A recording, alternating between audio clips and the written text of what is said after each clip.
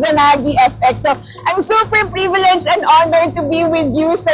And Same here. Same here. So, right now, nakakatuwa kasi syempre nakakapag-travel tayo while earning, di ba? Yeah. So, right now, meron lang akong question. Yeah. Ano para sa'yo ang financial freedom? Sa ano mo, sa definition mo, as a person na talagang, alam mo yun, meron talagang financial freedom right now? Yes, siguro ang pinaka-importante talaga, may levels ang financial freedom eh. Pinaka-importante talaga is you reach a point na hindi ka matatakot na mawalan ng trabaho. I guess that's freedom already. Alam mo yung dati kasi tayo, ang mga Pilipino, matiisin. Yeah, Tinitiis correct. natin ang trabaho, tinitiis natin ang mga boss natin Correct. kasi wala tayong options or wala tayong magagawa. Takot tayong mawalan ng trabaho. Freedom is when you have that power na, uy, parang ilang abuso na ako dito, I can always choose a different option and hindi magugutom ang pamilya ko. That's the most important freedom na dapat ina-achieve ng isang Pilipino. Correct. And ano yung another level? Siguro yung another level na is yung flex na natin ngayon na kahit na bata pa, pwede ka na mag-retire. Kasi dati ang mga Pilipino is retirement is an age. Yes.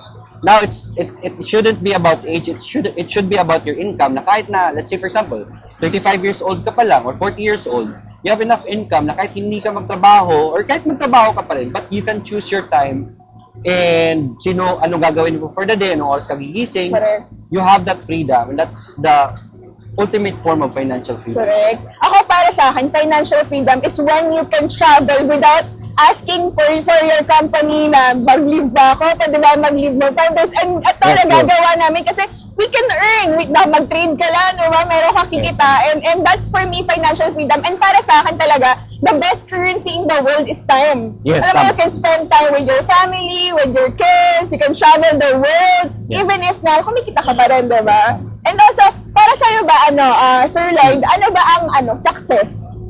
Success. Iba-iba tayo talaga ng definition of success. Yeah, eh. we have our own definition of But success. yung guiding light ko talaga when it comes to the definition of success is, yeah, you're at the point na ginagawa mo na ang mga gusto mong dapat gawin and you're happy doing it. But reaching success, it's the journey. You have to embrace it pa rin.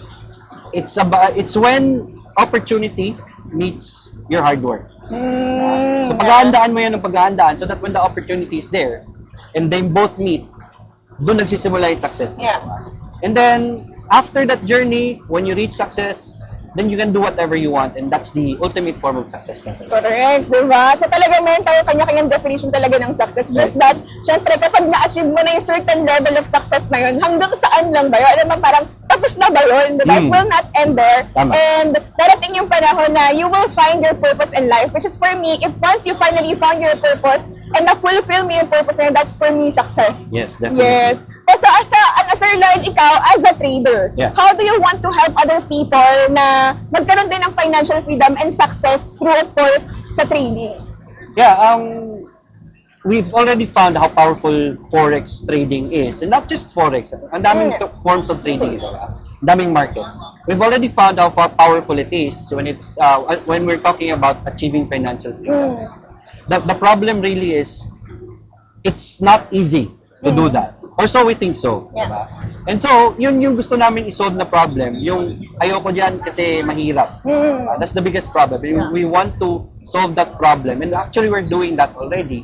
And napapadali na natin ang trading Correct. para sa mga Pilipino. Yeah, kasi meron ng mga tools eh. True. And the task na lang ngayon is reaching out to more Filipinos, letting them know that madali na lang ang trading. Correct. So ano naman masasabi mo, sir, dun sa mga nagsasabi na, kumikita ka lang naman sa affiliate, di ka naman talaga trader. Totoo, sad to say that is the case of many situation right now. Pero mas okay kasi yung magaling ka na mag-trade, and then once you share your knowledge, you're getting paid in return through the affiliates. Correct, So, diba? pangit rin naman na ikaw lang ang bigay ng bigay. It has to be win-win. So I'm sharing the knowledge, we're sharing them blessings, nakukuha nila yung skills natin. And buti na nga yun, hindi na tayo ngayon humihingi ng bayad, diba? Yung ano na lang natin is through the IB The commission, affiliate. yeah. So yung commissions na yan, it gives a win-win situation for both parties. Yeah, correct. Actually, it's a courage talaga to become an influential trader Yes. because ang dami talagang basher.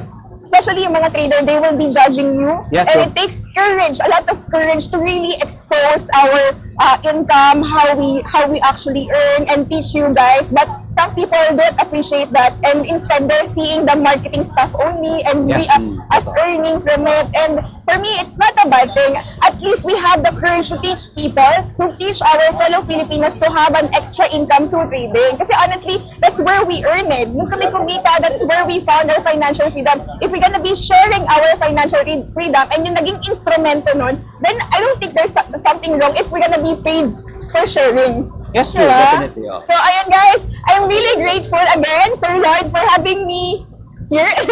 And for and for, of course, for XM, of course, we would like to acknowledge and recognize the effort and the incentive given to us by XM. So again, thank you XM. guys, Thank you, and everyone. let's enjoy El Nido! Bye.